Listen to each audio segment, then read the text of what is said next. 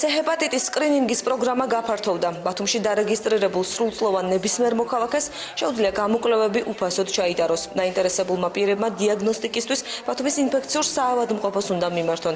პროგრამა 2000 ადამიანზე გათვლილი და ის 1 წლის განმავლობაში გაგრძელდება.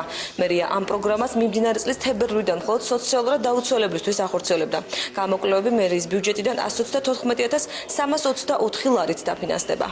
იმით არის ეს პროგრამა ძალიან აქტუალური, რომ თვითონ ნაადრევი დიაგნოსტიკა, უკვე პრევენცია და როცა ადამიანმა იცის ამ პრობლემის არსებობის შესახებ, დროული მკურნალობა უკვე გამოჯამთელების შანსს აძლევს დაახლოებით 80%-ში. შეუძლია ადამიანს ძვირადღირებული დიაგნოსტიკური კვლევები, რომელიც დაახლოებით 1000 ლარამდე არის, რასაც მერია თავაზობს მოსახლეობას უფასოდ და უკვე შემდეგ თავისუფლად შეუძლია, რომ ჩართული იქნას მკურნალობის პროგრამაში. სოციალურად დაუცველებზე გათვალეს თავიდან ეს იყო უბრალოდ შიში იმისა, რომ ხალხის ძალიან დიდი ნაკადი მიაწყდებოდა და მე მესმის ამის, მაგრამ ნახეთ, რომ სოციალურად დაუცველებზე მხოლოდ არ იმუშავა, შესაბამისად ჩვენი წერილით მიმართეთ და ვთხოვეთ, რომ შევატყვეთ, რომ არ მუშაობდა და შეცვალა და დიდი მადლობა ამისთვის ბათუმის მერია. სავალდებულ ვარ, შეიძლება ესე ითქვას, რომ გაგრძელდეს სკრინინგ პროგრამები აჭარაში და ბათუმში კერძოდ და თუ იქნება მკურნალობის პრობლემა, თუნდაც რაღაც პროცენტული თანადაფინანსებით, ეს იქნება ძალიან დიდი შეღავათი მოსახლეობისათვის.